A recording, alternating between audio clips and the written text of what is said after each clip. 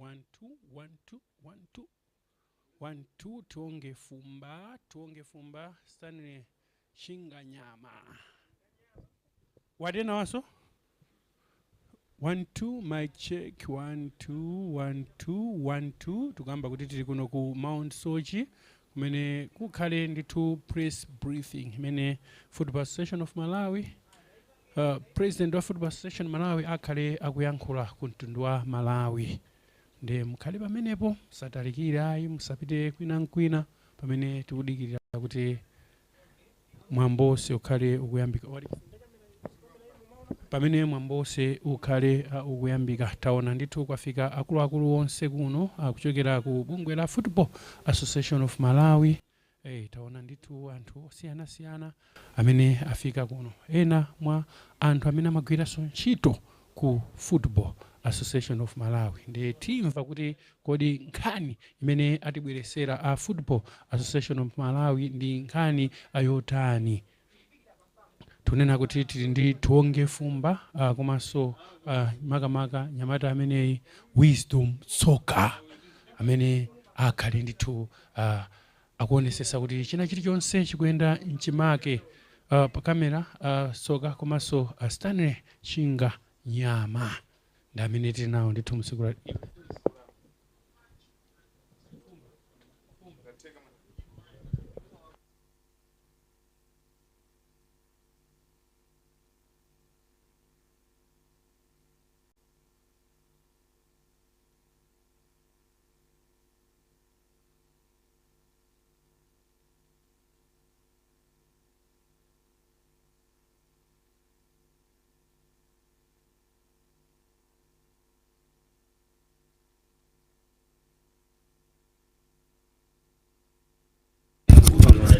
1 2 1 2 1 2 1 2.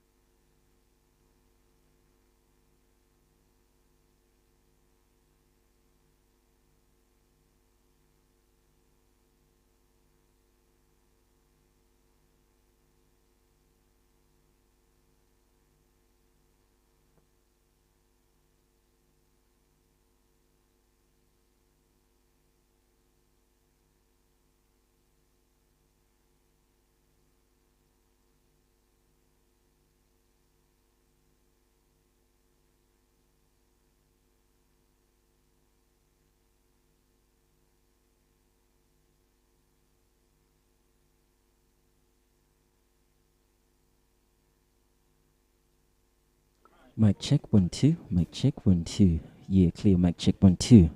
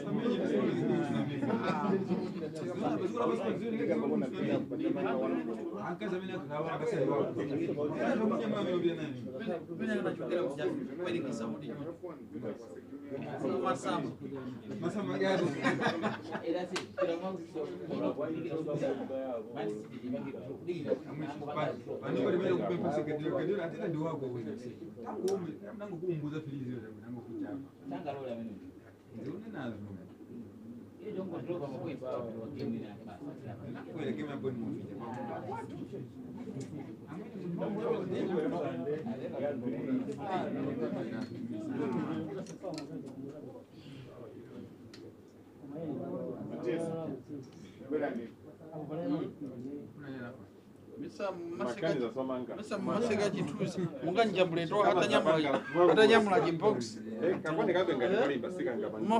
mafuna zinthu zioneke bwanji ine chituzi chamnango zitola sinaone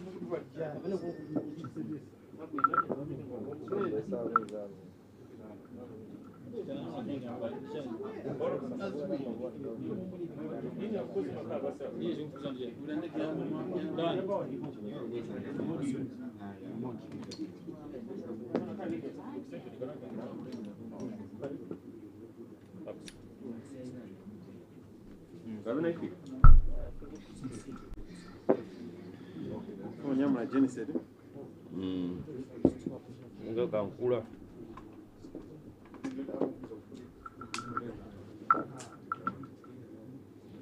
but you have switched off.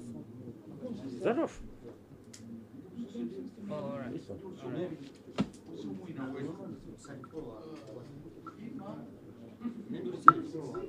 Kodi hiyo.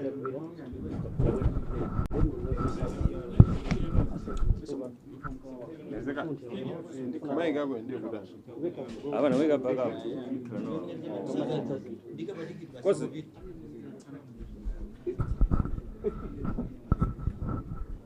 Paka hapo. Unga ukauka. Sabuni. Bwana. Agora jana. Magamba namba wewe sangalimia.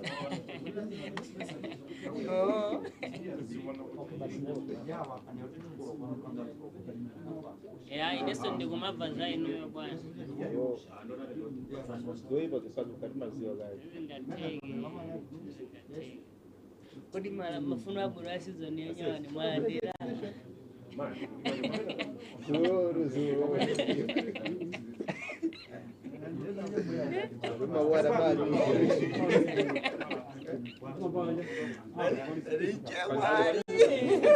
Hadi system yake ile bodi. Ama mwana. Ah. Mikondo ndi Jose. Ndibwele?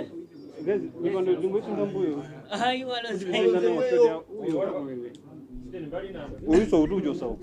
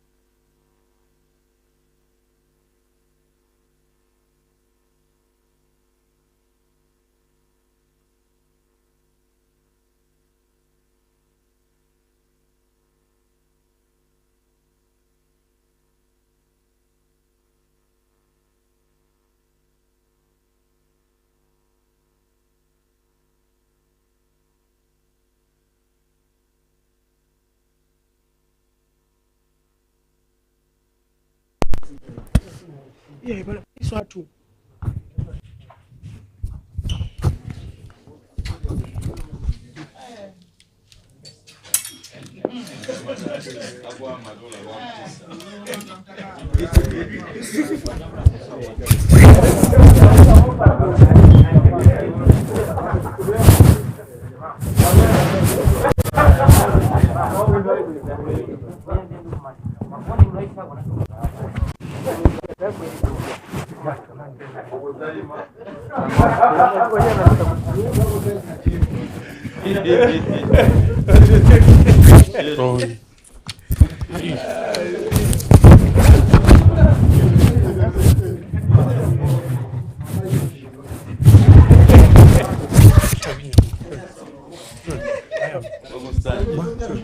tulandireni kuno Mount Sochi mwene bungwe la Football Association of Malawi lakonza mambo anataka kujambula lishinga okay. Esse então não vai mandar minha cara.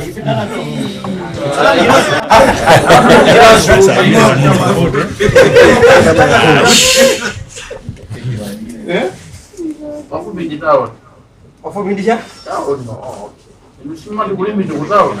Pemangkalan tahunnya tahun, itu sama tahun. Nabu jadi mangko sama mungkin aku biar dua siu. Tahun. Aku tahun. Aku petika. Aku biji tahun. I think. Boleh saya robek kalau dulu sudah orang banyak. Ini isu ni mana ada macam kuliah. Jadi aku tengok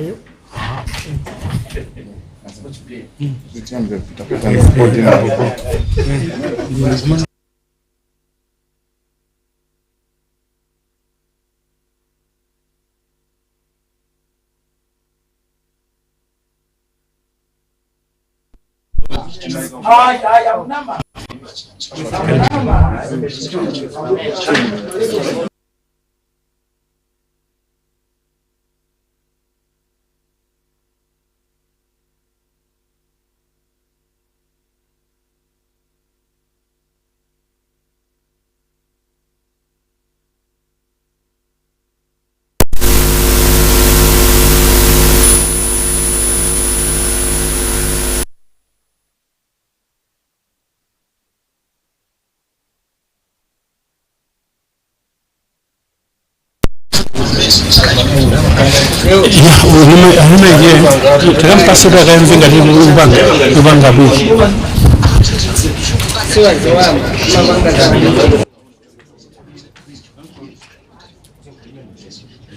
Somo kwa mbili, usilandileni kutokera ku hotelo ya Mount Sochi Mumsinga. Marwano tuwembekezeka kukhala ndi msonkhano watu akhala mwene mtsogoleri wende chamasolo 1 2 mic check 1 2 mic check 1 2 mic check. Okay.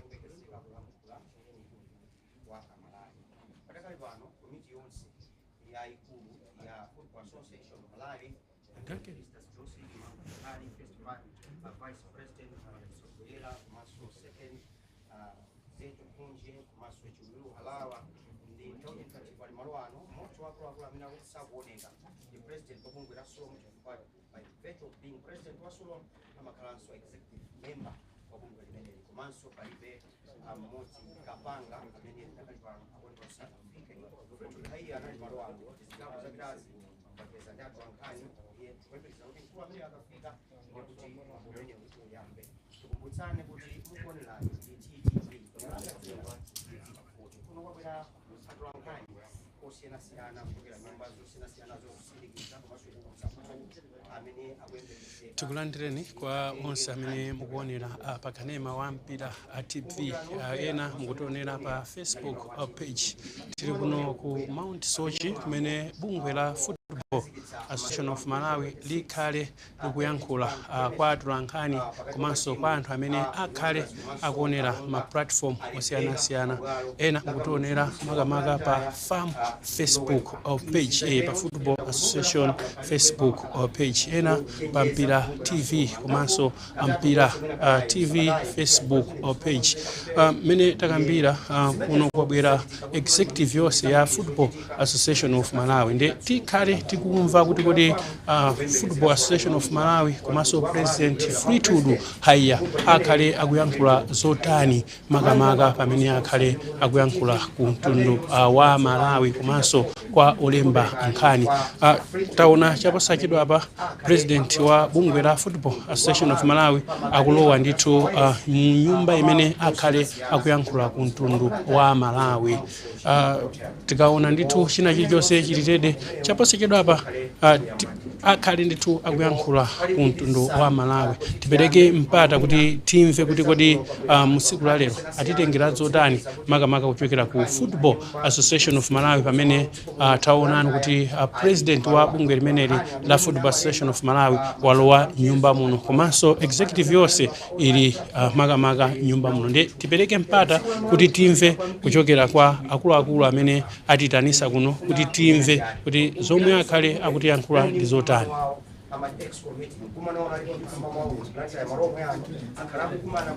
Mene ndakambira mucha kuti kodi kwenikweni tisadapereke kwa amene akuyendesa mwambo umenewo kodi chikufunika kuti chichitike ndi chani. Ndi timva kwambiri makamaka nkhani imene ili mkamwa ndi nkhani yokhuzana ndi kulephereka mwina kwa masewero amene adachitika musiku la dzulo, masewero amene adali pa Kamuzu Stadium. Kamuzu Stadium amene tikudziwa mucha lidayimisidwa kuti silili fit kuti litha kuchitisa masewero ena aliwonse. Kuti chidapangisa ndi chani kuti masewero mpakana akanike pamene matimu onse adali kumeneko. Ndi zambiri tikhale ndithu tikumva musiku la lero. Tukamba kuti tili kuno ku Mount Sochi kumene bungwe la Football Association of Malawi laitanisa msonkhano wa olemba nkhani makamaka nkhani za masewero kuti timve kuti kwenikweni chikuyeneka kuchitika kuno ndi chotani. Mene ndidakambira mucha kuti tikayang'ana zikuoneka kuti akuluakulu kuchokera ku bungwe la Football Association of Malawi taona ndithu Chimango Mthali, Festus Dosi, Madariso Kuyera, Zetu Konje, Daudi Ntankiko ndi ena mwa akuluakulu amene ali pamalo pano kodi zikhale zikuchitika motani. Ndi timva kuti zikhale zikuchitika motani. Mukutionera mene ndakambira mucha kuti pa Facebook page komanso ena mukutionera pa Mpira TV. Chaposachedwa apa tikhale tikupereka kwa amene akhale akuyendesa mwambo wonse makamaka mwambo umene wakonzedwa ndi bungwe la Football Association of Malawi. Taona bambo Ukomezani zaka amene akhale ndithu akuyendesa mwambo umenewu afikaso nyumba muno. Ndi tidikire timve tione kuti kodi zikhale zikuyenda motani. Koma amene ndakambira mucha kuti Football Association of Malawi President Fleetwood Haiya ali muno, Chief Executive Officer Chiwalo kuchokeraso ku bungwe la Football Association of Malawi ali pamalo pano. Kwabwera atolankhani ochuluka kwambiri amene ali pamalo pano. Ndi bwanji ine ndikuperekeni kwa Gomezani zaka amene akhale akuyendesa mwambo usewu kuchokera kwa ine Ganizani Chia tipereke kwa Gomezani zaka.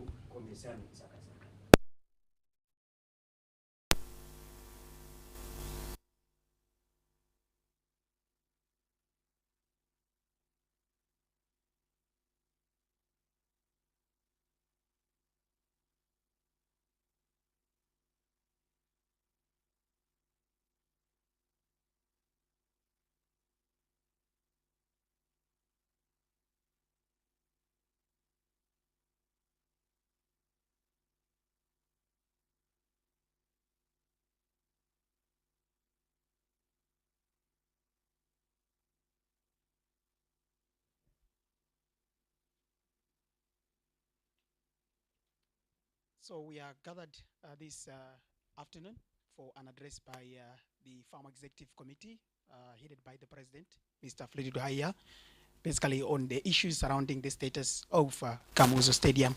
So I will not waste much of the time, but hand over to the President to give us his address.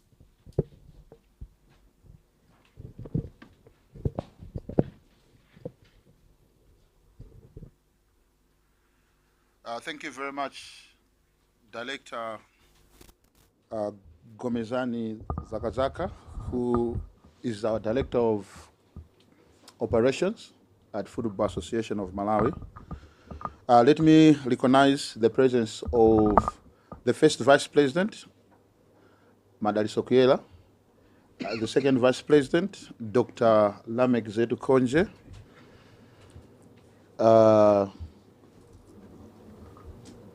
we have got our executive members in our midst, and we have got Chimango Mondhali.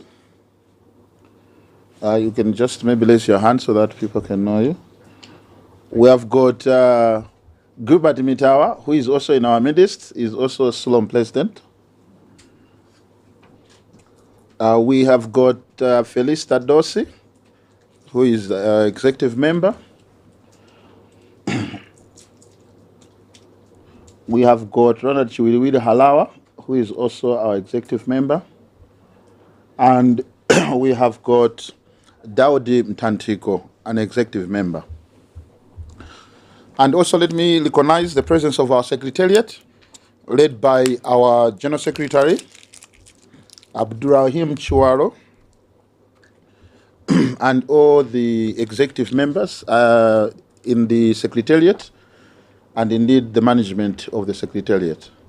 Let me also recognize the presence of the media and everyone who is in our midst. Let me welcome all those who are watching from different platforms. And let me also recognize all the friends of football, all the stakeholders for this meeting. Ladies and gentlemen, good afternoon. Good afternoon. Thank you very much. Today, we are here to clarify the issue surrounding the status of Kamuzu Stadium. So in the background, we just want to give a synopsis of what is Football Association of Malawi. So Football Association of Malawi is a governing body of football in Malawi.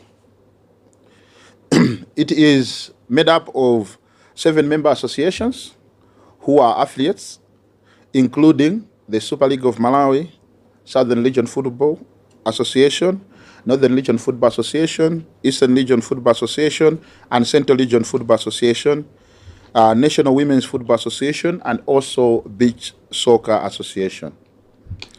Super League of Malawi is one of the member associations which has delegated role to manage the elite men's league on behalf of the Football Association. Chiyambirira nimafuna ningonena hapo kunena kuti kodi tikanena kuti famu ndi chani. So famu ndi bungwe lomwe limayendesa masewero ampira kuno ku Malawi. Tikanena kuyendesa masewero ampira tikuthandauza kunena kuti famu ndile bungwe limene limayika malamulo kapena limene limayika ndondomeko zoyendesera mpira kuno ku Malawi. Ndipo ndondomeko zimenezi sikuti zimangokhala za famu zokha, zimakhala zonena kuti zosatilidwa ndi bungwe lija la FIFA kapena CAF. So mbali ina ndinenenso kunena kuti famu ndi mwana wa FIFA, famu ndi mwana wa CAF. Famu imeneyi ilitu ndi mabungwe amene ali pansi pake okwanira 7, monga mmene tatchulira muja. Ndipo bungwe limodzi mwa ana a famu kapena mabungwe amene ali pansi pa famu ndiyo Sulom kapena tinoti Super League of Malawi. Ndipo Super League of Malawi inapasidwa mphamvu yokuti iziyendesa ligi ya kuno ku Malawi malo mwa famu. Famu ndiye manthu wa mpira kuno ku Malawi, ndipo Sulom ndi mwana amene wapasidwa mphamvu yokuti ayendese ligi ya kuno ku Malawi. Tikunena izi chifukwa chonena kuti timafuna tipange clarify kunena kuti famu ndi Sulom si chinthu chimodzi kapena si mabungwe okuti aziyambana kapena azikangana mene mwina zikumvekera kunjako. Chifukwa chilichonse chimene akupanga Sulom, chimene akuyenera kupanga Sulom ndicho ngowapasa mwayi okuti apange. Kuwapasa mphamvu zimenezo ndi mphamvu zobwereka, si zawo, ndi mphamvu zobwereka za famu.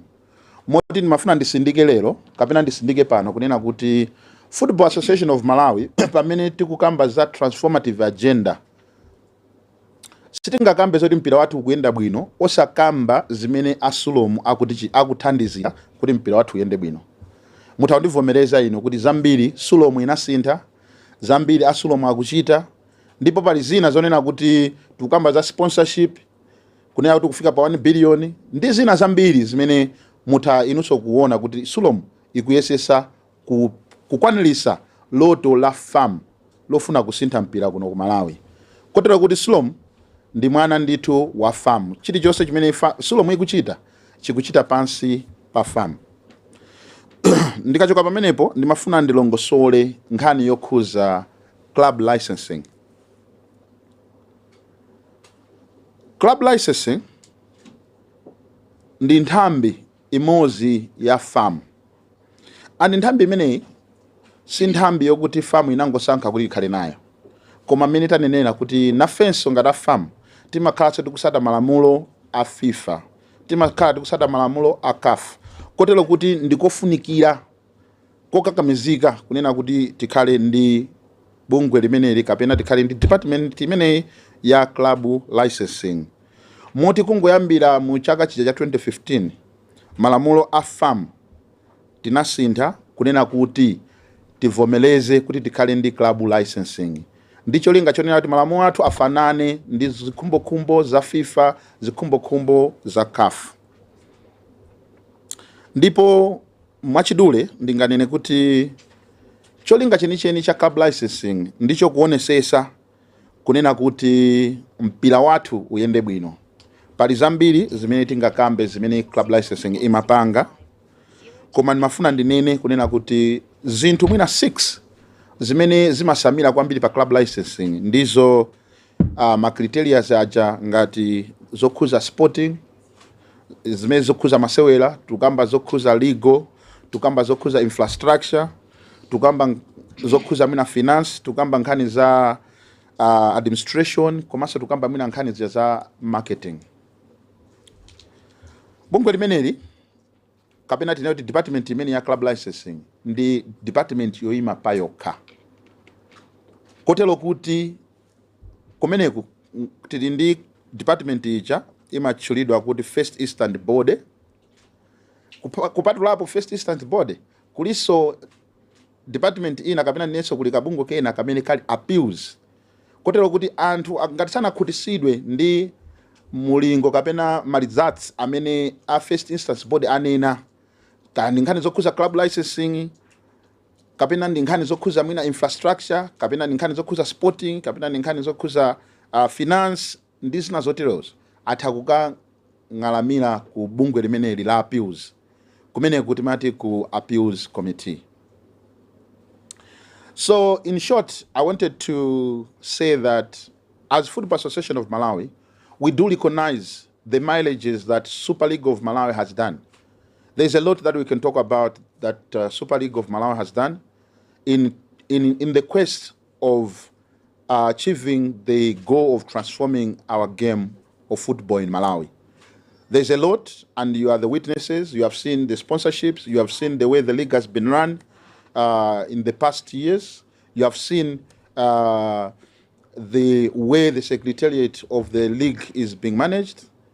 Let's say, in short, that as Football Association of Malawi, we are a mother who is appreciative of what our affiliate Super League of Malawi is doing in pursuing our transformative agenda.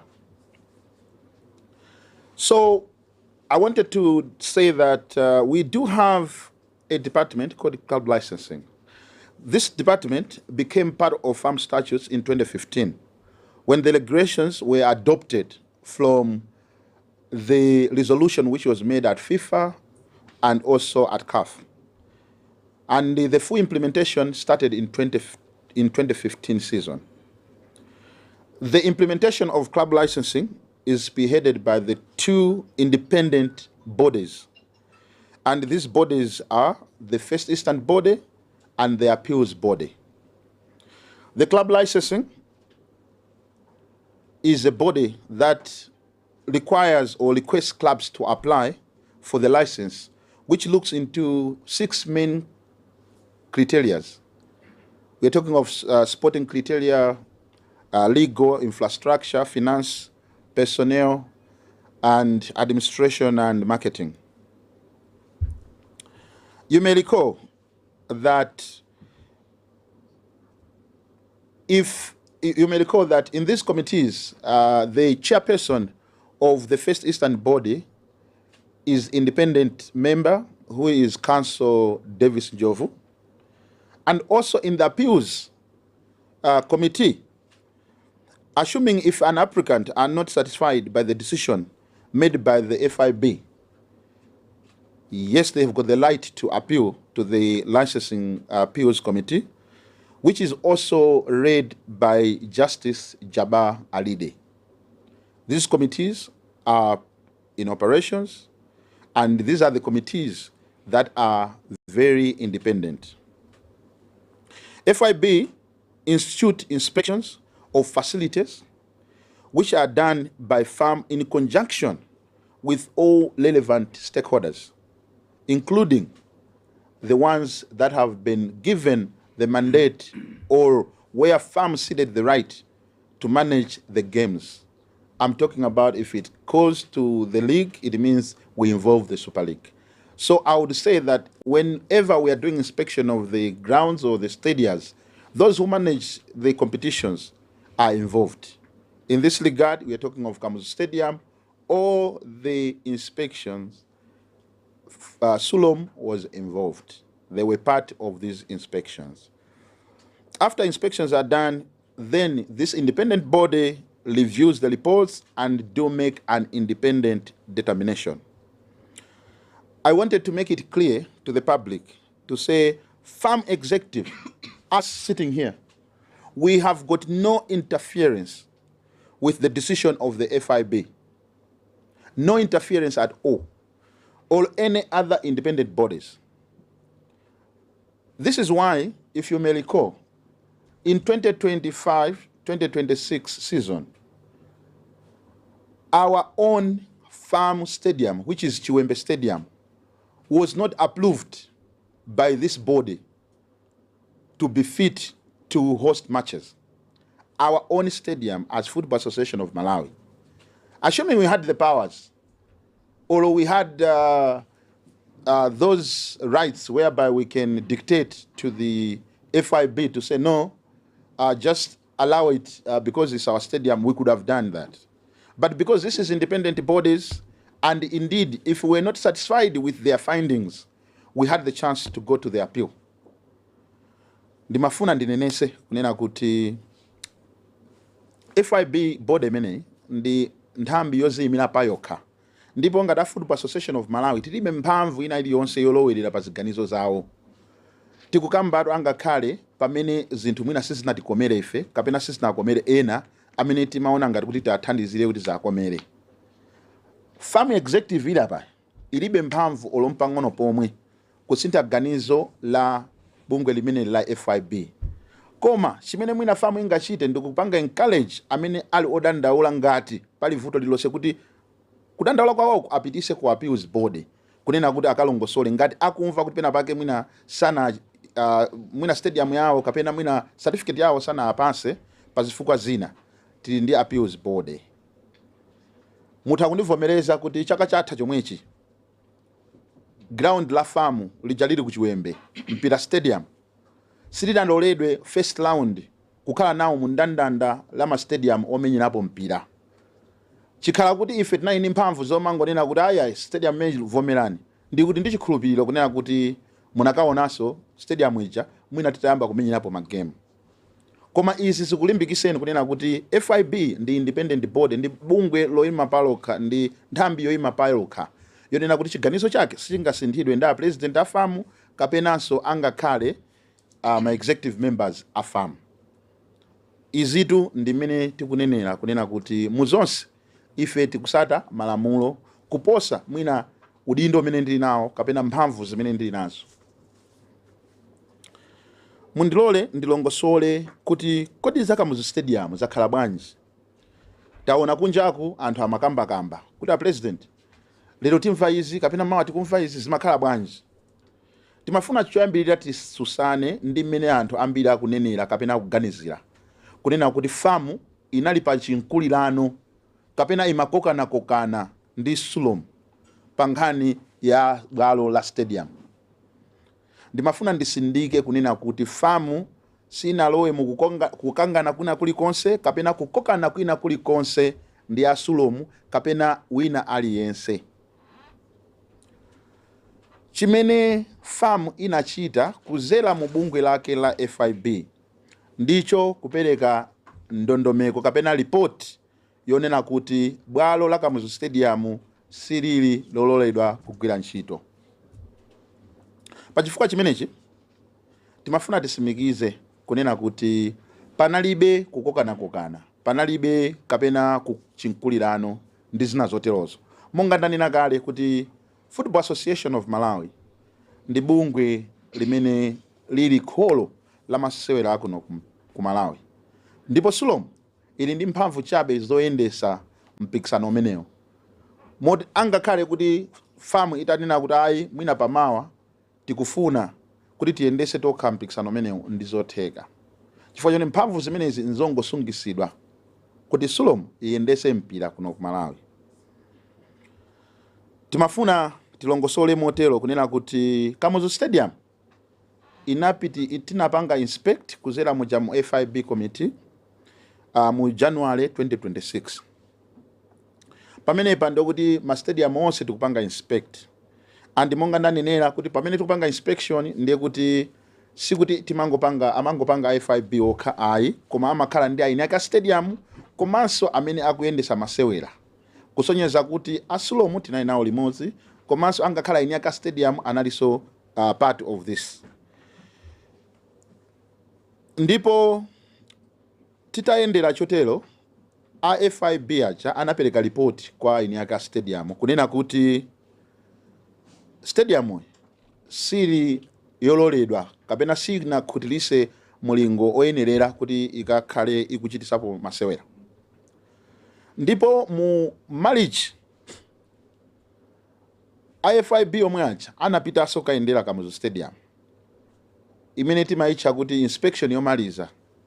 Ndipo adapita ukapanga inspect komaliza anapezabe kuti ground lija silili bwino. Ndipo ripoti inaperekedwa. Ndipo malipoti amenewa anaperekedwa moja mu April mwezi omwe uno. FIB amenewa ananenapo zina zonena kuti mabwalo ngati Kamuzu Stadium, Mzuzu Stadium, komanso Nankhaka Stadium sakuyeneradi kupanga host ma matches chifukwa panali mwina zazing'ono kapena zina ndi zina zimene amayenera kukonza. Ndipo pa 13 April ndi pamene bungwe la famu kuzera mu FIB anatulusa ndandanda wa ma stadiums kapena ma ground amene ali ololezedwa kumenyedwapo masewera. Ndiponso amene sana pangeso qualify tinawunikiraso kuti pali mabwalo awa amene sanali ololedwa kumenyapo masewera. Izi report imeneyi imapita kwa aini yake ama stadium komanso kuoyendesa masewera komanso angakhale kwa anthu because timapanga publicize timatumiza timalibweresa poyera report imeneyi.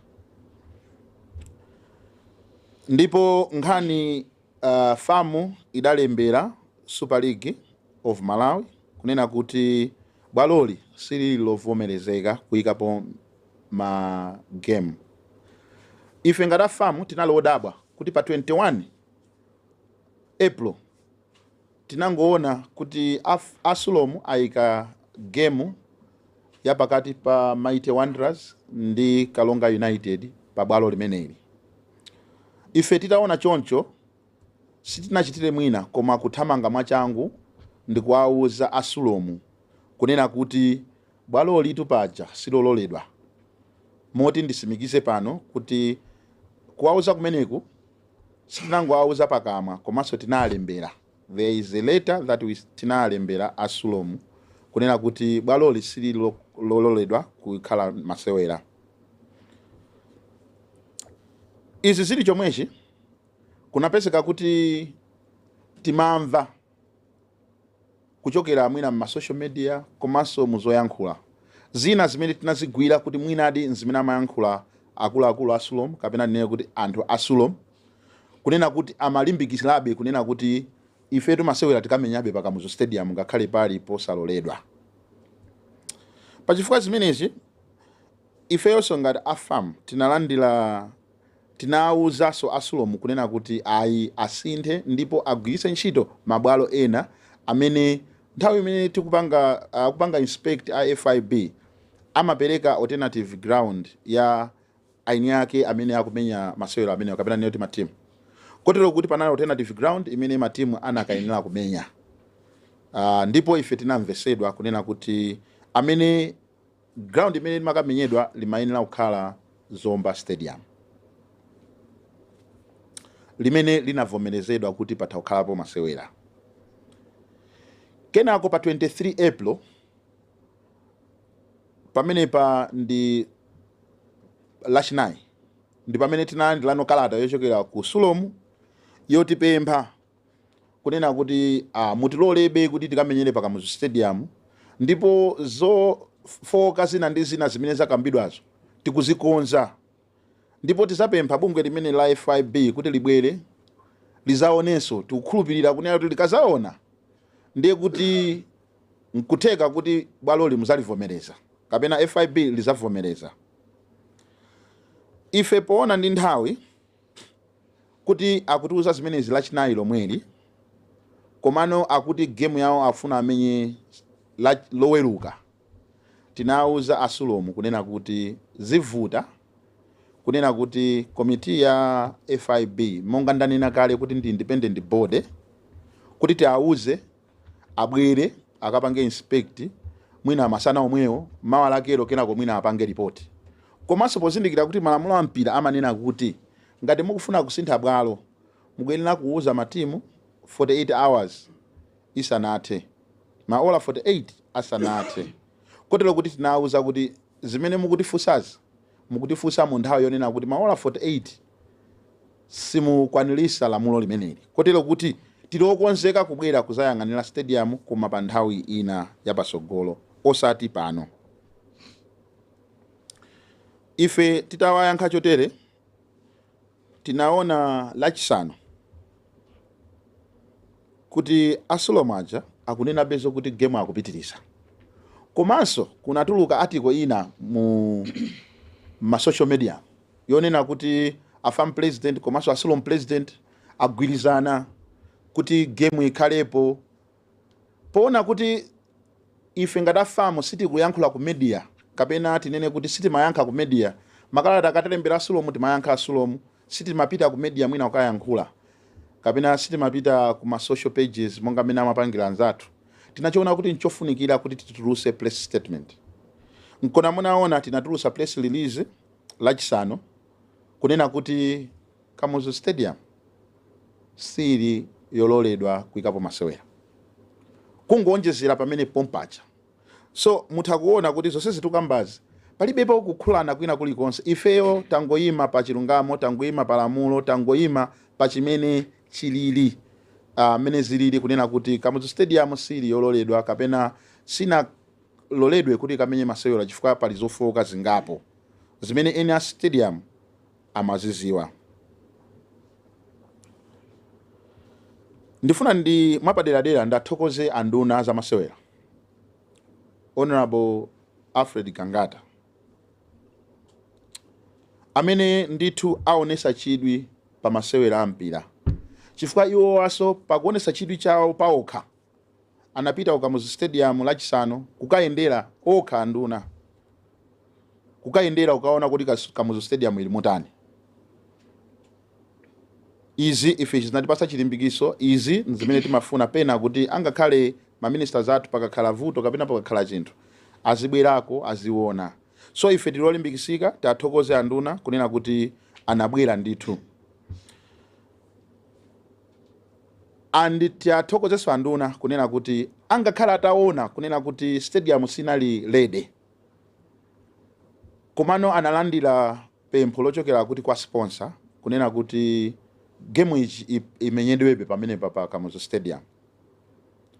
Ndipo anduna anatipempha kuzera mu press statement afam kuti tilole kunena kuti tilole masewera achitike makamaka poyang'anira kuti sponsorship kuti mwina tithakuluza sponsorship imeneyi monga ndanena kale kuti Sulomu ndi mwana wa farm kotero kuti kuluza Sulomu sponsorship kuteke kuyaluza kwambiri ndi farm posatiso mwina Sulomu yokha.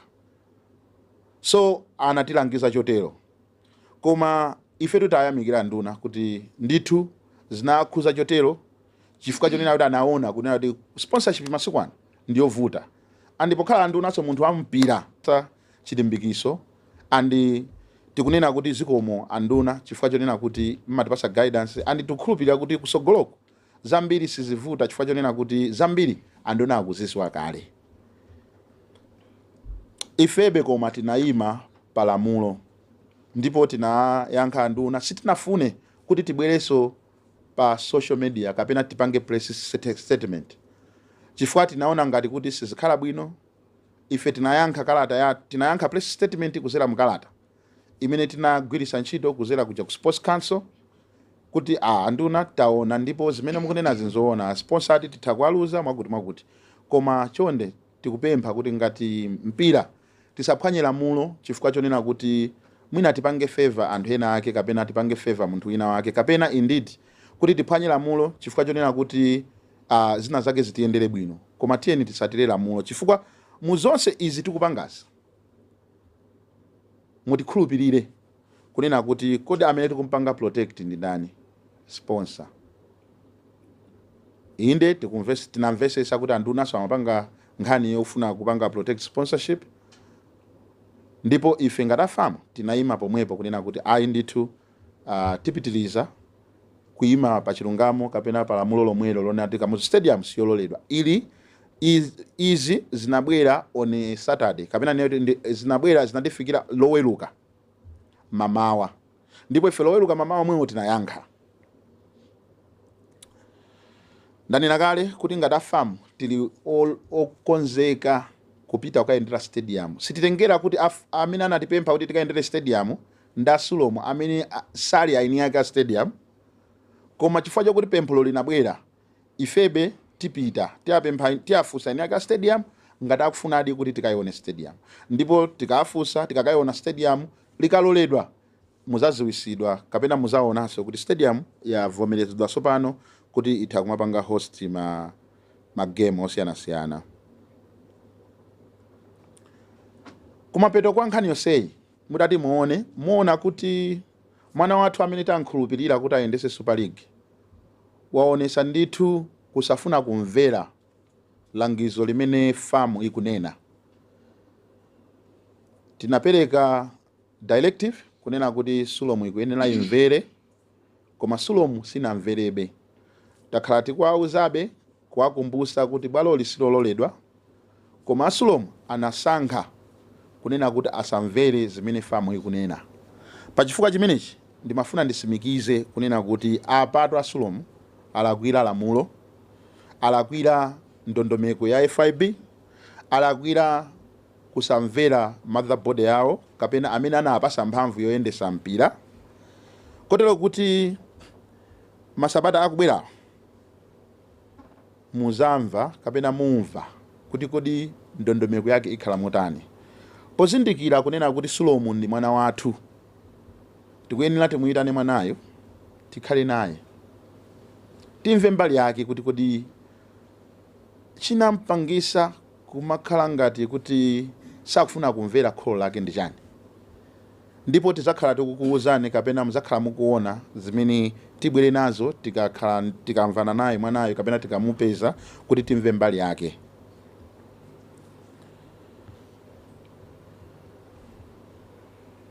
Kumapeto ndimafunaso ndilongosole kunena kuti ngati famu zonse zitikupangazi mutati muonesese ife tayima pachimozi kunena kuti ground silololedwa and mpaka na lero ndikunenanso kunena ground zija silololedwa mpaka na pano tukamba pano ndipo tikuyima pa chimene chocho ngati ena afuna ayikepo magemu kapena ena afuna ayimbire magemu kapena ena amene ali thambi imodzi ya famu ndiye kuti amenewo akuphwanya lamulo limene famu yanena.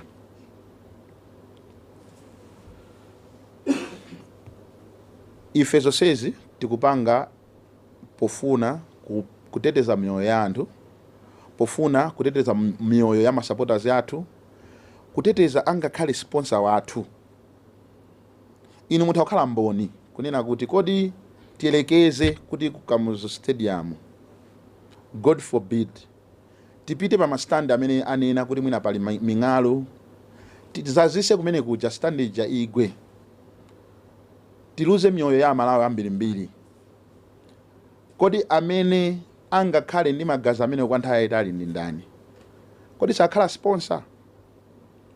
Kodi silikhala boma?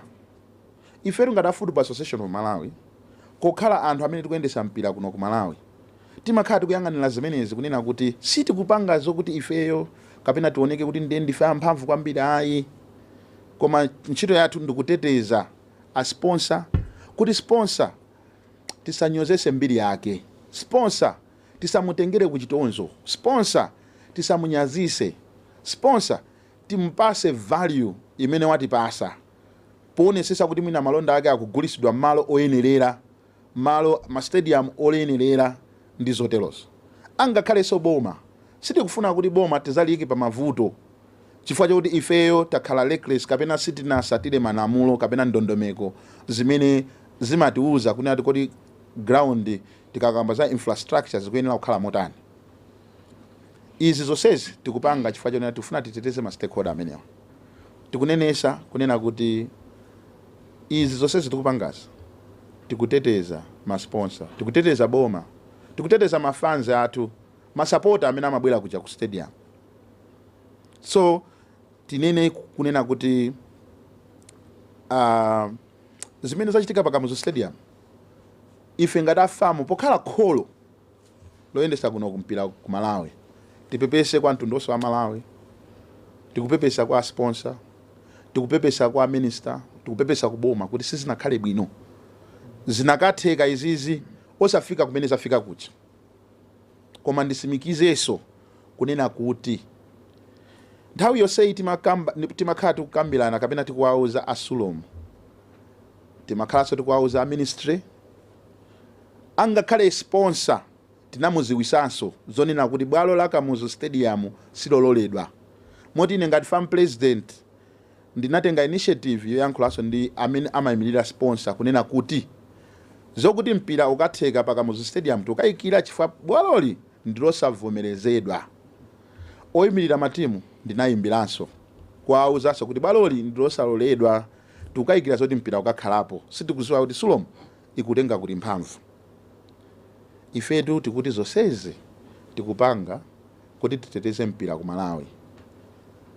Ndikunena pano kunena kuti apa pa chilungamo tayimapa, palamulo tayimapa, sitikupanga kuti tizitamandire, sitikupanga kuti ife tikaoneke madolo, sitikupanga zokuti kapena ifeyo ndi tikakhale kuti mwina damene tili ndi mphamvu ayi. Izi tikupanga chifukwa choteteza mabungwe kapena anthu monga tayankhulira muja. So in brief, I wanted to say that in terms of the sequence of the events, as we have indicated, the initial inspection was done in January 2026 at the stadium, and there were some shortfalls. Last week of March is when the final inspection was done at the facility, and indeed the report was issued whereby Nankaka, Kamuzu, and Nzuzu Stadium did not meet the standards. And on 13th of April 2026, FAM did publish the list of the approved stadiums and those that did not make to the grade. FAM also wrote the owners of the venues or the stadiums that did not make to the grade, advising them the shortfalls so that they can do the needful. FAM also wrote advising all the sports organizers or game organizers, including Sulom, advising them that they when they are doing their fixtures, they should consider only the grounds or stadiums which have been approved. On 21st of April, Sulom published the league first week fixture, which included a match between Mighty Wanderers and Kalonga United at Kamuzu Stadium. FAM have noted that Sulom had scheduled a match at a venue which has been banned or not approved. FAM wrote Sulom on the same day, advising them to change the venue to an alternative as indicated by the home team. On Thursday, 23rd of April, Sulom wrote FAM, indicating that they had worked on the shortfalls at the stadium and asked FAM to inspect the facility.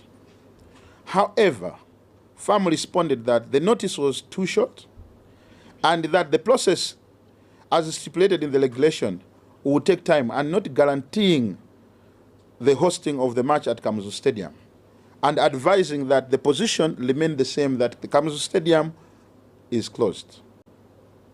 I wanted to also just extend to say we had Nankaga Stadium where they worked almost each and every shortfall that was reported to them.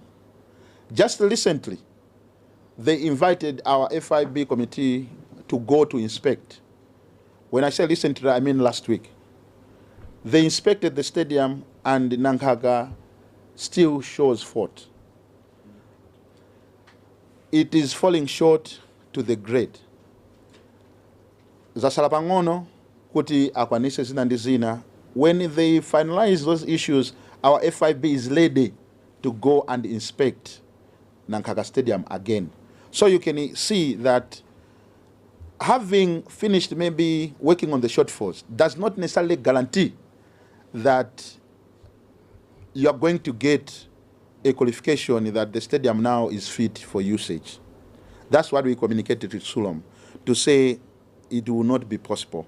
On Friday, FAM, having noted that Sulom was still proceeding with organization of the match, we wrote them again advising them not to proceed with the match and look for an alternative venue. And on this one, I wanted to emphasize that most of these communications were copying the sponsor and the ministry in it, to just make sure that they are also in the loop. FAM, in short, has in all its communication including place statement, indicated that the facility was not approved by FIB, which is the only authority mandated by the regulations to sanction facilities. I wanted to also send some vote of thanks to the Minister of Youth, Sports and Culture, Honorable Alfred Gangata. Would like to thank the Minister of Sports for his passion and support rendered to FAM as we strive to provide the best facilities to the game, as well as protecting the sponsorship. He himself, with his commitment to football and sports in general, he inspected the Kamuzu Stadium on Friday, and his statement on the facility demonstrated that he will work on the shortfalls and indeed even maybe providing another alternative. I will not elude much. I think at an appropriate time, he's going to tell the Malawians on what are the next plans that the government have installed. As Football Association of Malawi, we are ready to inspect the facility at any time, and we will follow the set procedures as guided by the club licensing rules and regulations. As I indicated, it was Sulom who wrote us to go and inspect the stadium. We are going to engage the owners of the stadium if indeed they would want us to go, and if it will be so, we are going to make sure that we go and inspect the stadium as soon as possible. I can commit that it can even be within this week.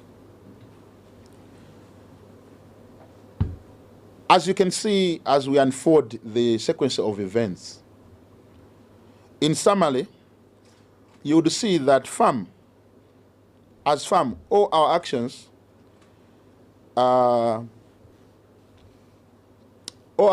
statements, letters have been saying that the stadium is not fit for use, it's not approved by FIB. But Sulom disregarded this directive or order from its mother body FAM, which is indeed in violation of the FAM statutes. FAM will summon the Super League of Malawi as one of the athletes of FAM to the hearing and decide the appropriate action. And this is going to be communicated to you as soon as possible. In conclusion, as FAM, our actions are done in good faith to protect the integrity of the game, to protect the government, to protect the sponsor and all key stakeholders. We are talking of our fans, our players, and indeed all stakeholders of football. And all our actions are aimed at providing the stakeholder with the best facility for the game and to protect the safety of those that comes to the stadium. I'm talking of the fans and all of them. I wanted to assure you, as Football Association of Malawi, we are going to work tirelessly with the sponsors. We have noted in the social media that FDH has released a press release whereby it had concerns over the same and maybe asking to hold all the activities. I wanted to assure you, as Football Association of Malawi, as I indicated, all our efforts is indeed to protect the sponsor, to protect the government, and all the stakeholders involved. And we are going to make sure that we are going to deliberate or talk with the sponsor to make sure that that sponsorship still remains, and that we are going to have a meeting making sure with all the stakeholders, the sponsor, we are talking maybe relevant bodies like maybe Sports Council, Super League of Malawi, and also Football Association of Malawi, to make sure that this, what has happened, should never happen again in our game of football. Because this can tarnish the image of our game. This can tarnish the reputation or the image or the brand of our sponsor, which is not acceptable. As we transform the game of football, we believe that we can do better. So, us as FAM being the mother body, I wanted to extend, we chose to be very transparent and also accountable. We are taking this responsibility. We are very accountable of this, being the mother body, as I've already indicated that Sulom is just an affiliate which is given the rights to administer the league. But given the rights to administer the league does not necessarily mean that Sulom owns the power to run the league. Therefore, the power rests in FAM, and for that reason, we are sending our apologies to the government, to the Minister of Sports, Minister of Youth, Sports and Culture. Our apologies to the sponsors. Our apologies to the teams, both Kalonga United and Wanderers, who gunned up, who were ready to play this game. You can imagine this can demoralize. You can imagine this can also have some effects. Not only that, I want also to apologize for the fans who showed up at the stadium, because we are the mother body.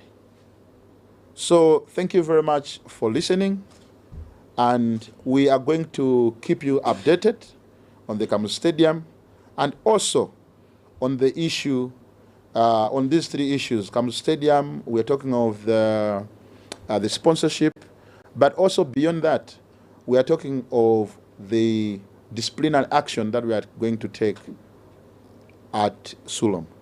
Thank you very much. Over to you. Thank you so much, Mr. President, for your address. Colleagues, due to time, because the Farm Executive Committee is in session, and they just had to break to do his address, and they are going back into session. We have also seen that our broadcasters, they are also going back into production because there are matches taking place at this afternoon in the Super League. We just open for 2-3 questions, strict on time, 3 questions maximum, if you need any clarification from the President on the issues that he has addressed us. Gome, maybe just on point of order, this issue is very complex.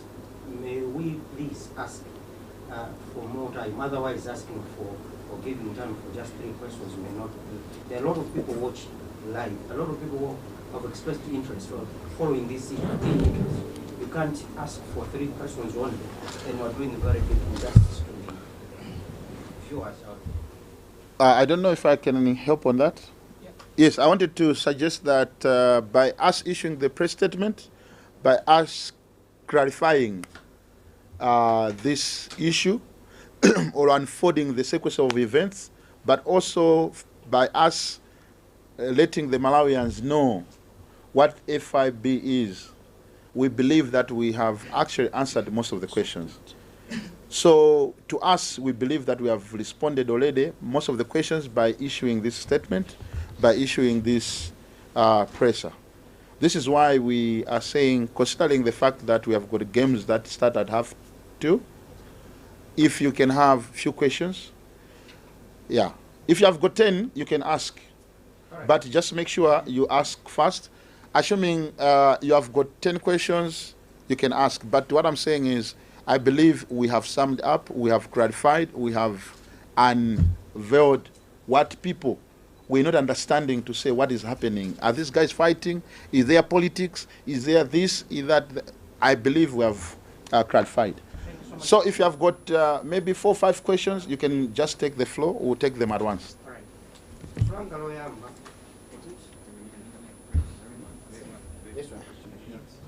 All right. My name is Peter Forte from Times Group. For Solanga Loyamba, ndronena kuti.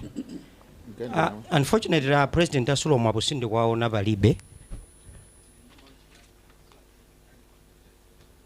Okay.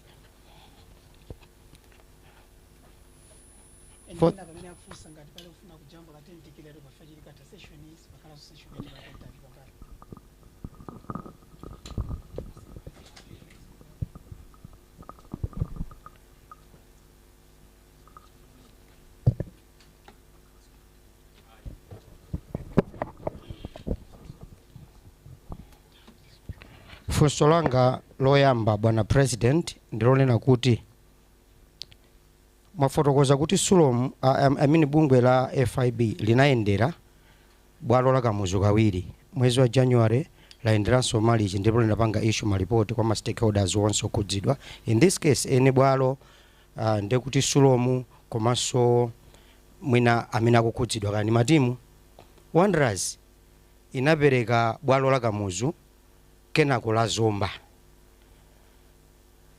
Chifukwa chani Sulom sima kambirana ndi awanderaziwa ukuku kuti ifeyo ngati Sulom panopo ayi lanu lachiwiriri bwanji munapereka ilili mu club licensing lachiwiri ndili bwanji tipite kumeneko akuoneka kuti Sulom ndi amene anali patsogolo kunena kuti pano basi pa stadium pano basi osati Wanderers ene bwalo. Chifukwa chani komanso funso lachiwiri ndionena kuti bungwe lanu la famu nthambi yanu loyendera mabwalo litakaendera kumene kuchako kawiri. Fixture ya Sulom inatuluka pa 28 February kutusa fixture yonse fixture ndi imeneyi bwanji famu inachedwa ndikubwera kumadzauza Sulom nena kuti bwalo ili ndilosavomerezeka mwezi uno wa Epulo. Kalata zanu zambatuluka mwezi uno wa Epulo. from February March yense wata nthawi yonse isimauza bwanji kuti mamene mwatulusa fix chapatu ndipo oletsedwa onani malamulo onani mene zilili mupeze bwalo lina munabwera mochedwa kwambiri. Funso lina lachitatu ndikukumbukira bwino kuti mbuyomo bwana muli ku Sulomuko famu sweda atulusa statement apapa mpoletsedwa andi mmene mukulankhulira inuyo zonena kuti mukulemekeza kwambiri lamulo la FIFA kafu komanso mukulemekeza sponsor ndi ma stakeholders omwe kuti chinthu choyipa chikachitika zinyazisika sizamveka bwino ngakhale kuboma sizamveka bwino mumatete muli palamulo koma muli ukuku padaseweredwa mpira mepe cha Blantyre Derby ndimakumbukira mpana cordoning inachitika kuti kunoko kusapitilira ndawo broadcasting live that match cordoning kuja anthu anapita mpana kwakhala kuntunda sindikunena za matoeli ndi zina zotero kusonyeza kuti muna achitanso zimene amachita Sulomu zimuli ukuku muli mtsogoleri Sulomu ida achita zimenezo it's not you koma muli kumeneko Sulomu ida achitanso zimenezo famu itati apa ayi ulendo uno panavuta ndipate kumvana makamaka ndikamaonanso kunena kuti inuyo ndi Brigadier Mitawa mumakhanga ndi munthu ni mkulu wake and I believe you talk on daily basis if not a day or within 2 days makauti mwalankhulana kwambiri simwino wamitane bwanji Mitawa kumbali kuti Mitawa chimene kuchita chine ndi farm president iwe ni mwana wanga wa ku Sulomu chikaphulika ichi chibwera pamutu panga chikaphulika chili pakhale imfa isifam imene kayankhe ku FIFA za imfa imene chilike pasta chikaphulika simunamuitane bwanji Mitawa kumalemberana makalata maimero kumayankhana osamuitana bwanji Mitawa kumpitira kulilongwe konko kwa muzaliwe Mitawa ukupangazi iwe ndi mphanga bwanji kupanga zimenezi and ku Sulomuko kodi is it Sulomu kapena munthu amapanga zimenezi and very unfortunately Mitawa palibe Mitawa amene ayankhe kuti iyeyo akuziwa ndi wa Sulomu watuluka munomo chifukwa chani amakakamira bwalo limene lili ngati Sulomu osapita ku ground number 2 la Wanderers and Mitawa is not here. Thank you very much. Mwina chifukwa chokuti the questions were like full of them. Would can I be allowed to just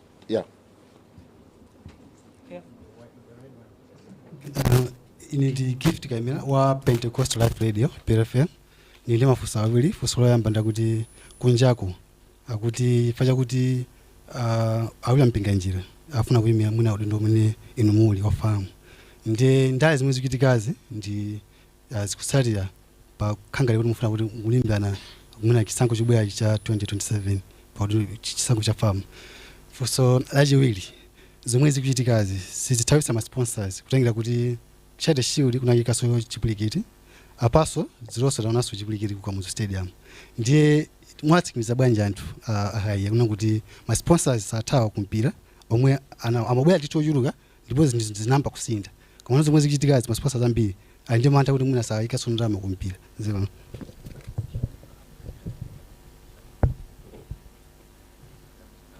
Okay. Yeah.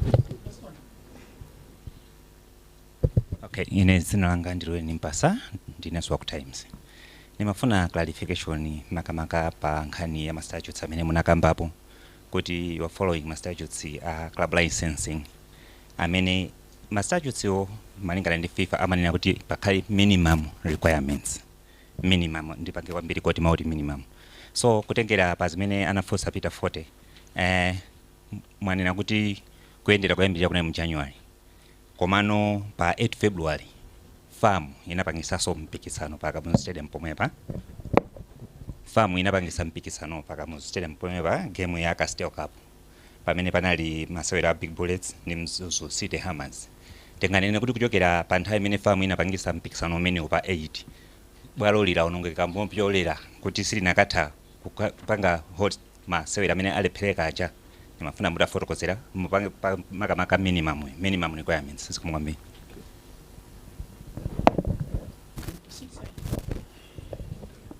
I can proceed to respond. All right.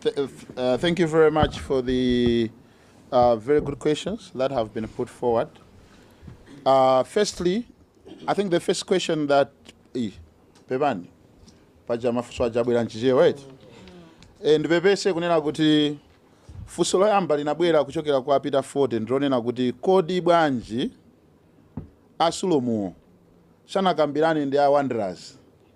Ndimafuna ndipemphe kuti ife Sulomu ife ndafamu fuso limenelo Sulomu akamaka pangaso press conference mukafuse koma mongonjezera pamenepo apita 40 ndimafuna ndikuwuzeni kuti mukawuzenso kuti farm president samafusa kuti kodi simakambirana bwanji, koma ndimafuna ndingonenako ichi kunena kuti ngati farm president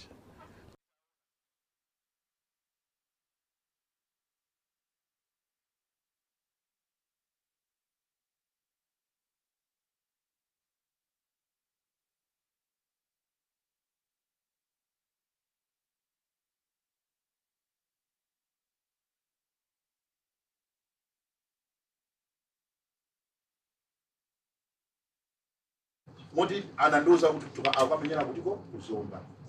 Komanso ndinayankhula ndi sponsor amene nditayankhula naye anandiuzanso kuti actually panopa tikuchokera kuzomba timakayang'ana kuti kodi zathu zokhuza marketing branding tikapanga bwanji, moti ifenso tikuzowa za kuzomba izi zokuti kumenyera pakamuzu kuti kunafenso tikuzoona kumenya.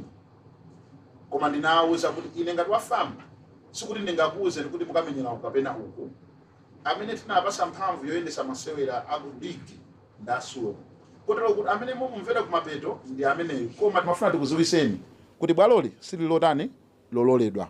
Ndimafuna ndingomasulira pamenepo kuti fuso la Sulomu I think tikafusa Sulomu ifeyo tingonena kuti tinaziwisa andi ndinayankhula ndi Wanderers komanso ndinayankhula ndi a sponsor zokhuza nkhani imeneyi. Apita 40 akukamba zokuti fixture inatuluka February 2026. Come again? 28 February 2026. Apita 40 mafuna ndikuwuzeni kuti fixture ya kumalawi kuno imatuluka ya season yonse. Koma nthawi zambiri imakhala yokuti ground sanayikemo.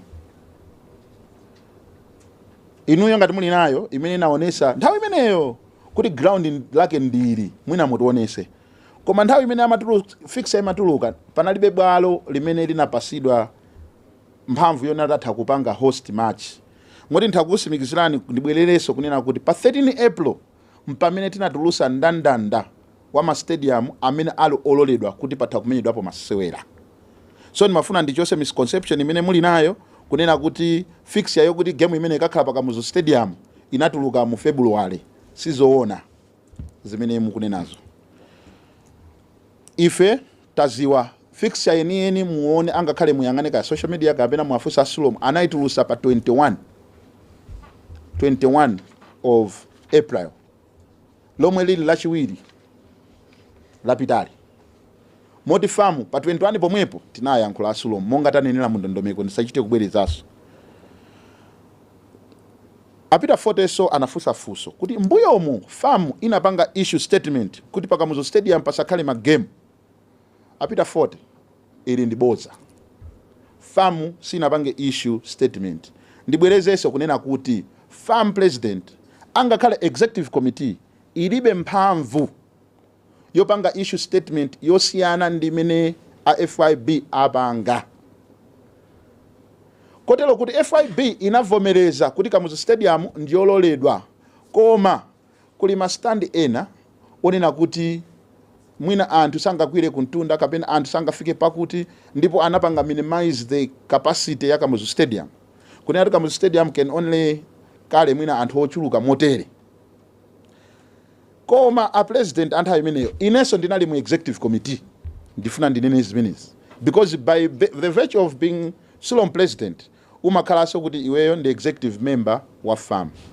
Tinali limozi ku executive chimene a president a farm ananena chinali chonena kuti ngakhale FIB yanena kuti pa stadium tithakumamenyerapo ma game, koma stadium ichakuluakulu tiyang'aneso bwino bwanji ma game akuluakulu tisamamenyerepo.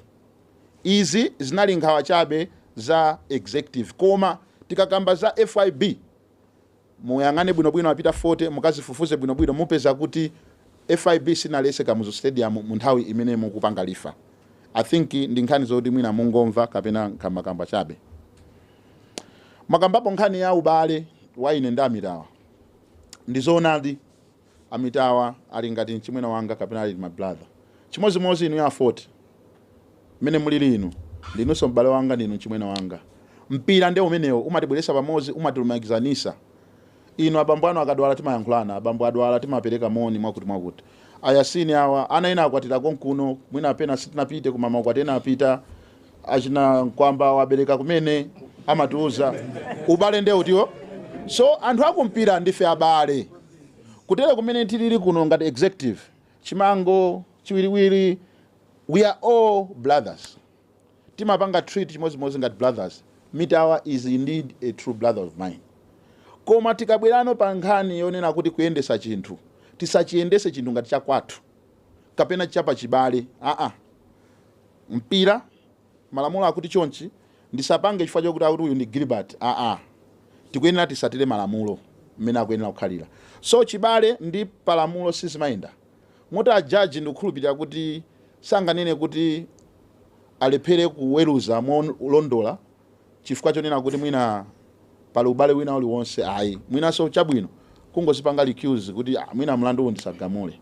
Koma ndimafuna ndisimikize ndithu kuti ifeyo ngati AFAM we are entrusted to run this game of football in Malawi, and we are going to make sure that we are going to run with integrity, with professionalism, with transparency, and with accountability, without any fear or favor, without any issue of relationship or indeed any affiliation. I hope ndayankha pamene pofusulano afote onse amene munali nawo. Ndimafuna ndibwere kwa issue ya khuzabe minimum requirement, because ikukhuza nabe ndizo khuza stadium. Ndikusimikizireni kunena kuti kutile kuti ma stadium ambiri aku Malawi kuno, actually they just meet that minimum requirement. Inu mutakhala mboni kunena kuti Kamuzu Stadium kuti siku limene inamenyerapo international game, olo chabwino tisiye international game, siku limene Kamuzu Stadium inamenyerapo club championship game ndiliti. Mukumbukira kuti ndikalikali kuti ndi chifukwa chani? Chifukwa chonena kuti requirement sitimafikapo. Kodi pano timakamba za BNS kuti mwina ndi bwalo lokhalo limene lingapange host ma international matches. Chifukwa chani? Chifukwa chonena kuti bwalo limene licha ndi limene limafika pa minimum requirement of international games kapena match A's. Mwaonapo ino Bingu National Stadium mene chilili chimene chicha ndikupezekaso kunena kuti a FIFA nkunena kuti bwalo lisilina kwanire. Mwina nkhani ukhala mabenchi, mwina nkhani ukhala zina ndi zina. Kutero kuzimachitika zimenezo. Kutero ife tikusimikizirana kuti minimum requirement. Mukandifunsa kuti stadium iliyonse maifuna khale ndi chani, mungoitenga Bingu ichi. Pali masewera yena amatofekeza rapeza Afrika usiku. Ndetu timayenera kuti ground ililonse likhale ndi magesi. Ground ililonse likhale ndi chakuti. Ground ililonse likhale ndi chakuti. Koma pozindikira kunena kuti FIB mwanena bwino kuti pamakhala mulingo okuti ngati oyambira. Ndipo ine tikusimikizirana kuti ma ground athu ambiriwa timangoyendera mulingo ongoyambirawo. Koma Kamuzu Stadium angakhale mulingo ongoyambirawo sinafikepo, nkona sinaloledwe kuti ikhale ngati imodzi mwa stadium amene angapange host ma game. Mutakundisimikizira kuti pamene timapanga press release ya ma stadium amene akhale akugwiritsidwa ntchito chaka chino, tinakambakonso za ma ground ena kunena kuti awa tapanga approve koma sangapange host ma game ngati a Super League koma mwina National Division League. Tapangiranji zimenezo. Chifukwaso ma ground iso amene achi aliso ndi ma minimum requirement. Okay? So mwachidule ndikuyankheni kunena kuti Kamuzu Stadium sinafikepo pa minimum requirement imene maichula ichi. Munakambapo zonena kuti nanga bwanji mpira unamenyedwa cha mu February momuno ka January mwemwe uno. So FIB chimene mapanga imakhala ndi ma sequences of inspection. Kapena nene kuti ndondomeko kuti ngati pano takuuzani kuti anapita mu January, second inspection abwera muja March. Nkuteka January nthawi imene anapita mu January, Kamuzu Stadium inali fit. That's why inapitirirabe kumapanga zimenezi. Atabwera no mu March for final inspection, ndipo tinanena kuti it was a final inspection. Anapeza kuti munali ma gaps ena ndi ena okuti ofunika kukonza. So nimafuna ndikusimikizireni kuti mukuziwa kwa ife mungatanena kuti si farm president, si executive amene ali ndi mphamvu yokuti ground ilindera konzedwa ndi FIB. According to FIB, nthawi imene ground linali bwino. Komano kamu final inspection in March pamene ananena ground silili bwino. Kunabwera funso lokuti mwina zonse zitu ndi ndale kuti ampinga njira mwina akupikisana nawo. Sindikudziwa ampinga njira kati amene mukuapanga lifa. Koma nimafuna kuti Malawi tisamayibisirane mbiri. nimafuna kuti samayipisane mbiri. Pale anthu ena amabwera ku mpira chifukwa chongokonda mpira. They come to sponsor football because they love football. Tisayipisire mbiri kuti akubwerera ndale. Nimangofuna ndipemphe zimenezo. Komanso mutati muone funso lanu mene mandifusira. I think fusoli ndofunika mwina mukafusa mpinga njira mene mukani nawo. Koma mwina so mukafuse bwino. Fa mukakafusa kuti kodi iniyo khanga ndamene mbweresa zipwirikiti. Mwina sizikakhala bwino. Ndimaona ngati mwina mkango afusa kuti kodi tamva oloti kumva masamba anchezo kumene muli kumene kukuchokera nkhani yanuyo. Kuti kodi tamva kuti akuti mufuna kupikisana nawo mu 2027. Akakuyankheni iwo. Koma nimafuna ndinena Malawi si aliyense amene amabwera ku mpira kuti afuna azakhale farm president kapena aliyense amene amakonda mpira kuti afuna azakhale nawo zandale ayi. Tilakwisa Malawi tikatero. Tikapanga choncho tipezeka kunena kuti zambiri tiononga and anthu ambiri sidalola mpira. Inu mutha ndivomereza kuti chiyambire nawa leadership ifeyo kuno. Ine chikhalire nsulo president komanso farm president. Kwabwera anthu ambiri amene ali ndi chidwi chofuna kutumikira mpira. Kwabwera makampani ambiri amene afuna kupanga sponsor mpira. Kotero kuti mukamba kwawo pcheza kuti akamabwera kenako tikumva kuti mufuna mulowe ndalezi. Tikona ngati kuti mwalakwira koma sindingakuleseni kafuseniwo kuti kodi akuti mukufuna kulowa ndale. Ndiye kunabwera so ina yonena kuti kodi zimene zikuchitipwirikiti chikuchitikachi. Sichibweresa chaos, sikubweresa kuti sizithawisa ma sponsor. Ndimafuna ndinene kunena kuti pamene palibe mtendere nthawi zambiri pamabweresa adi chiopsezo chonena kuti munthu athawisa angakhale nkhunda pamuzi zimathawa. Ife timafuna tikusimikizireni choyambirira kunena kuti Charity Shield inayenda bwino kwa basi. Ndipo lero mundilole kuti ndidandaule atolankhani athu. Kunena kuti Charity Shield inayenda bwino, inali yapa mwamba, function inali yabwino. Kunali incident imene inachitika kumapeto. Imene tonse Amalawi tikuziwa kunena kuti ameya athu anabwera kuti akakhale nawo pa ndandanda wanthu amene akupereka zikho. Pamene iwo mwina sanali pa ndandanda uja musanapange china chilichonse there is a protocol imene timasata. Pali ndondomeko imene timasata kuti munthu apite kusogolo kuja. And nthawi zambiri amalengezanso kunena kuti amene akubwera kusogolo kuno ndi awa. Famu sinazowisidwe mwachangu kuti ameya afika. Kotero kuti ameya sanali nawo pa ndandanda ndipo amene munabwera ku stadium ameya sanachulidwe nawo. Ndikuyankha izi ine kunalibeko. Koma ndikuyankha izi chifukwa kuti mene zinakhalira. Akuluakulu ndikudandaula media chifukwa chani. Akuluakulu momwe kuti tikambe nkhani ya Charity Shield tinangokhala ngati tangosintha basi tukamba ka incident kamene kachitika kumapeto kaja. Timalemekeza ife mameya, timalemekeza ife asogolere athu, timalemekeza angakhale supporter. Ndukamba atu amene walipira 2000, 3000, 5000 kulowa mu stadium. Timampasa ulemu. Akuluakulu mpira umatipozisa wapereka ulemu kwa munthu wina aliyese. Because mpira umabweresa kumpira anthu olemera, anthu osauka, anthu achipembedzo cha Islamu, anthu achipembedzo cha Kristu, anthu osakhulupirira kama rastas kandi ndani ana asikana azibamba azimayi. So timapasana ulemu kumpira. Ine ndikunena kuti zimene zinachitika sizinachitike zabwino chifukwa tinakatha kupanga bwino lomwe. Koma tikunena kuti tizisataso chani ndondomeko protocol pamene tikufuna kuti mwina tikhale kumene kucha. Inu mutakhala mboni kunena kuti tikamapereka ma awards farm president akakhalapo munaona vice president akupita kusogolo. Ayi. Kumakhala kuti a farm president ali kusogolo chifukwa cha ndondomeko kapena ndandanda umene utayika. Mukazaona farm president siku lina msazanene kuti taona lero ndiye kuti ndondomeko se yakhozedwa kuti akhale kutiko akhale kumene koko. So nimafuna ndisimikize kuna Charity Shield inali hapa mwamba kwambiri and congratulations to Wanderers and Charity Shield ibweresaso actually moto mu Super League. Chifukwa chani?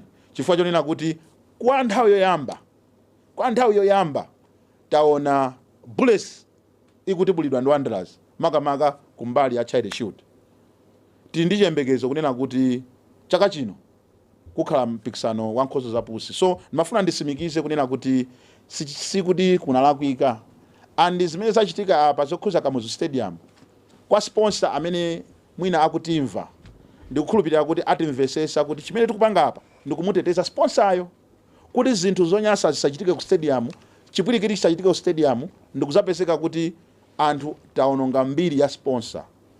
Ife tinasankha amene ndanenera kunena kuti kayendesedwe kathu kandondomeko wa mpira tisankhe kuti kakhale kayendesedwe kabwino, kotero kuti tili ndi chikhulupiriro chonse kuti masponsor apitirira kuti khulupirira, atikhulupirirabe, including FDH ndi chiyembekezo chonse kuti atikhulupirira kunena kuti ligi imene iyenda bwino, chifukwa ifenso titenga mastepe, titenga disciplinary action yapo mwe palakwisa, komanso tisimikizira kunena kuti pamawa sazachitikeso zotere. So mwachidule I think ndiyankhe motero funso lanu. Tikatero I think itamaliza mafunso amene tinali nawo. Thank you very much. Thank you so much, Mr. President, and the entire executive committee for gracing this press conference. And we would also like to once again thank you, colleagues from the media, for accepting our invitation at a short notice rather. Today being a Sunday, most of you were resting, but when we called you for an event happening within 2 hours, you made your time to be with us, and we thank you so much as you attend to your respective bases. Thank you so much, and this marks the end of our press statement. May God bless you all. That was